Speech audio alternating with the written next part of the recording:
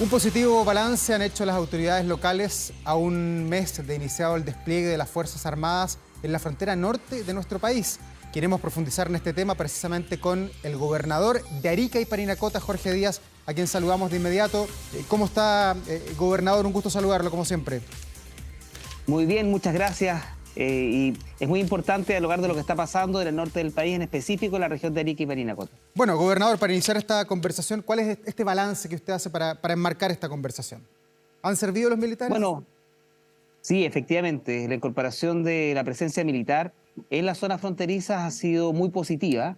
Se han reducido la cantidad de personas que ingresan de manera irregular al país en más de un 54%, y evidentemente eso es algo muy favorable porque la migración en Chile siempre ha sido selectiva y no podíamos permitir que las fronteras sean tan permeables como venían siéndolo.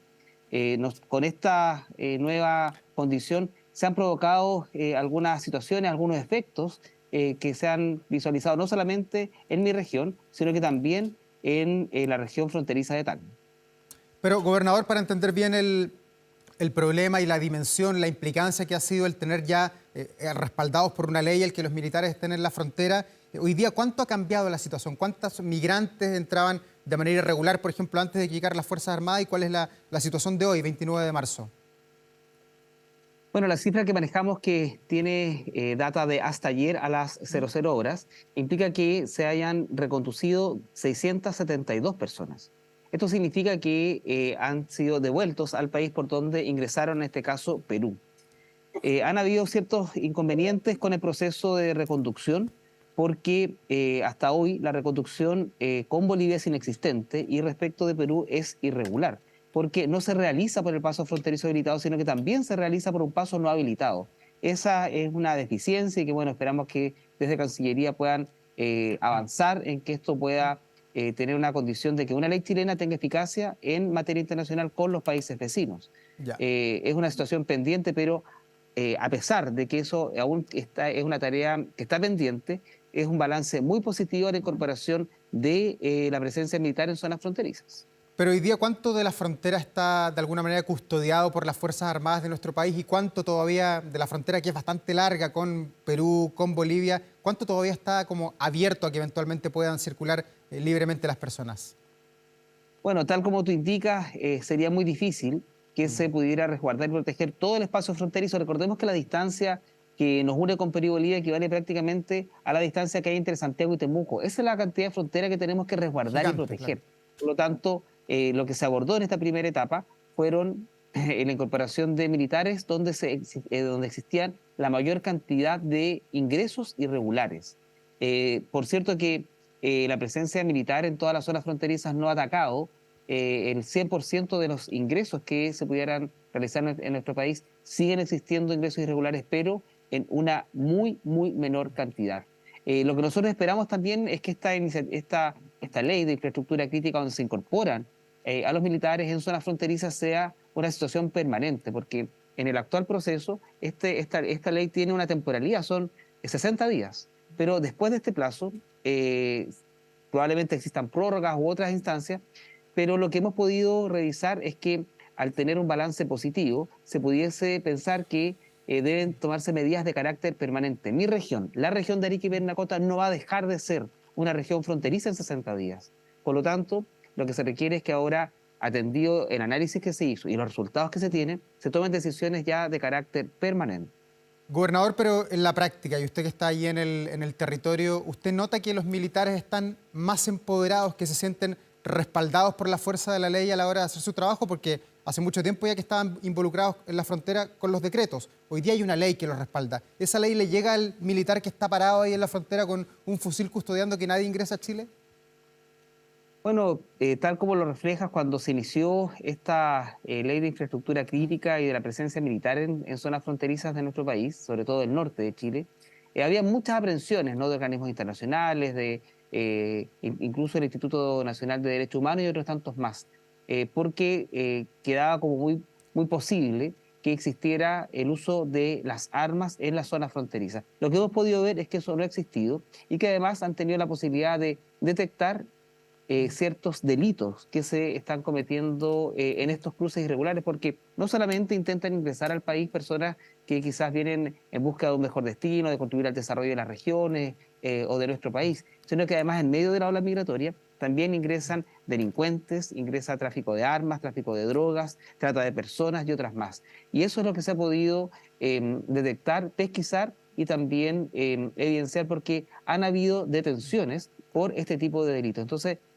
ha cumplido una doble labor, no solamente de detener las olas migratorias de ingresos irregulares al país, sino que además de poder pesquisar de manera más efectiva la cantidad de delitos que antes se cometían y que quedaban en la más absoluta impunidad. Y usted como gobernador, ¿qué facultades tiene en todo esto? ¿Es un espectador? ¿Es el que coordina? ¿Tiene una relación con los militares o no? Lo que pasa es que hay que entender dos cosas. Lo primero es que ninguna facultad o competencia vinculada a seguridad pública y tampoco a migración está radicada en los gobiernos regionales. En el caso de la existencia de decretos como el que incorpora la frontera en infraestructura crítica, asume el mando de estas zonas un general de Carabineros. En el caso de la zona de Arica, es el general Altamirano el que asume esta responsabilidad y tiene una forma operativa muy similar quizás a un estado de excepción constitucional donde un personero del ejército es el que toma el mando o las decisiones respecto de las áreas que están incorporadas en infraestructura crítica. De modo tal que ninguna autoridad civil detecta o inicia acciones propias, ¿no? Sino que más bien están mandatados los militares.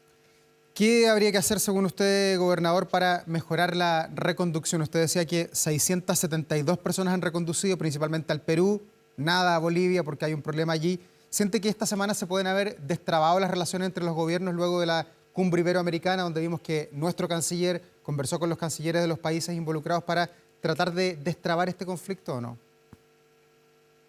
Bueno, es la expectativa que nosotros tenemos en la región. Lo que hemos visto en particular es que, de hecho, estuvimos dialogando el otro día con el gobernador regional de Tacna, Perú, porque existía una gran cantidad de extranjeros, principalmente venezolanos, varados en Tacna. Y él ofició a su gobierno central por esta situación que existía. Pero además vemos que desde Perú también están reconduciendo personas a Chile, porque así como ingresaban, personas también salían del país.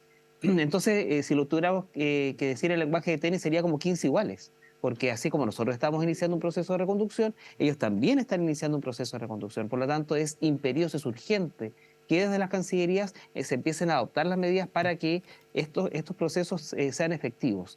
Y por otro lado, tal como tú lo manifiestas respecto de Bolivia, claro, Arce ha tenido declaraciones muy poco afortunadas porque intenta mezclar aspectos marítimos que ya están absolutamente zanjados con estos problemas migratorios que existen.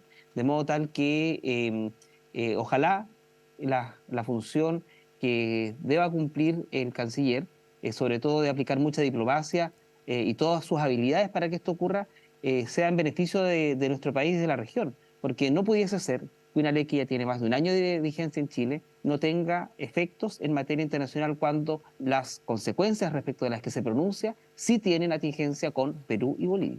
Gobernador, ¿y el hecho de que tengamos hoy día los militares custodiando las fronteras ha traído mayor tranquilidad o mejor convivencia en Arica, por ejemplo? ¿Hoy día los ariqueños se sienten más seguros, caminan más tranquilos por las calles o no? Lo que pasa es que cuando analizamos el lugar de destino final de las personas que ingresaban por pasos irregulares a nuestro país, era una condición muy particular porque se hizo un estudio de un organismo internacional donde estuvo todo un día en el terminal rodoviario, en el terminal de buses de Arica.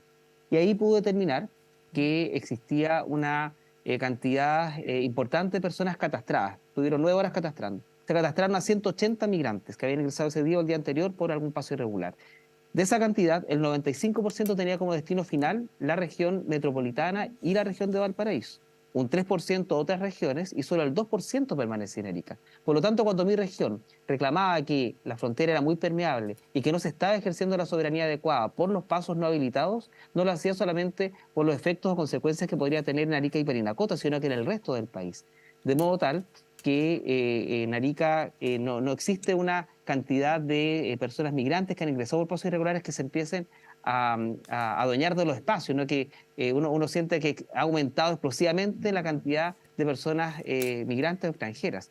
Lo que sí vemos que ciertos servicios o prestaciones como las médicas, asistenciales o educativas sí se ven afectadas porque el porcentaje que se queda acá hace que existan en determinados lugares carencias de oferta educativa, que también ciertas redes asistenciales tengan que, con el mismo presupuesto, atender además a esta población migrante y que también son temas pendientes que se deben resolver a la brevedad. Jorge Díaz, gobernador de Arica y Parinacota, muchas gracias por conversar hasta ahora con nosotros. Ojalá que las cosas sigan mejorando allá en el norte, tal como usted, como lo desprendo de sus palabras, a propósito de este aniversario de un mes ya los militares en las fronteras. Muchas gracias, que les vaya muy bien. Que esté muy bien, buenas tardes.